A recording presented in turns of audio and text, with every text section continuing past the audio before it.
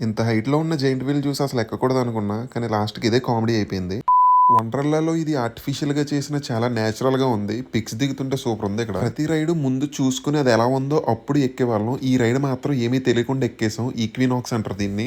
అసలు ఎక్కాక తెలిసింది వామ్మో! అసలు నెక్స్ట్ లెవెల్ ఉంది. చాలా భయం కూడా వేసింది. దీన్నైతే అసలు మిస్ అవ్వద్దు. అండ్ దాని తర్వాత మిషన్ ఇంటర్‌స్టెల్లార్ అని ఒక రైడ్‌కి వెళ్ళాము. ఇది కూడా అంతే మాకేం తెలీదు. అక్కడికెళ్ళాక అర్థమైంది ఇది స్పేస్‌కి సంబంధించిందని. అసలు రియల్‌గా స్పేస్‌లోకి వెళ్తే ఎలా ఉంటదో అలా ఉంటదనమాట. ఇది కూడా అసలు మిస్ అవ్వద్దు. సూపర్ ఉంది. అండ్ ఈ కనిపిస్తున్న రైడ్‌కి అయితే అసలు వెళ్ళొద్దు. Waste of time. And next ride పేరు వచ్చేసి టీరెక్స్. దీని పేరు ఇదో కాదు ఎగ్జాక్ట్ గా గుర్తులేదు కానీ ఇదైతే నెక్స్ట్ లెవెల్ ఉంది. ఏంటి ప్రతిదీ నెక్స్ట్ లెవెల్ ఉంది అని అంటున్నారు అనుకోకండి.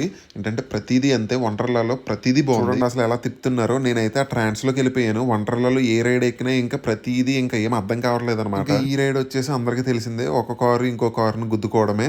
ఇది కూడా బాగుంటది. సో చిన్నపిల్లలు అయితే బాగా ఎంజాయ్ చేస్తారు. ఈ కనిపించే రైడ్ ఏమో వెయిటింగ్ పీరియడ్ ఎక్కువ, రైడ్ టైం ఏమో తక్కువ. అలా సెకండ్స్ లో అయిపోయింది. ల్యాండ్ రైడ్స్ ఆఫ్టర్నూన్ తో ముగించుకుని వాటర్ రైడ్స్ ఆఫ్టర్నూన్ నుంచి ఈవినింగ్ వరకు చేసాం కానీ ఫోన్లో వీడియో తీయడానికి అవ్వలేదు. లాకర్లో పెట్టేసా ఫోన్. ఇంకా లాస్ట్లో జైంట్ వీల్ కూడా ఎక్కాను. అది అంత భయంగా ఏమి అనిపించలేదు. టాప్లో ఉన్న జైంట్ వీల్ని చూసి అసలు ఎక్కకూడదు అనుకున్నా. బట్ అదే ఈజీగా అనిపించింది. వండర్లాలో మా డే ఇలా అయితే కంప్లీట్ అయింది. నేను ఇలా వీడియోలో చెప్పడం కాదు కానీ మీరు కూడా వండర్లాకి వెళ్తే ఆ ఎక్స్పీరియన్స్ ఎంత బాగుంటుంది మీకు కూడా అర్థమవుతుంది. ఆల్రెడీ వండర్లాకి ఎంతమంది వెళ్ళారో కామెంట్స్లో కామెంట్ పెట్టండి. నెక్స్ట్ వీడియోలో మళ్ళీ కలుసుకుందాం. అంతవరకు సెలవు. Thanks for watching.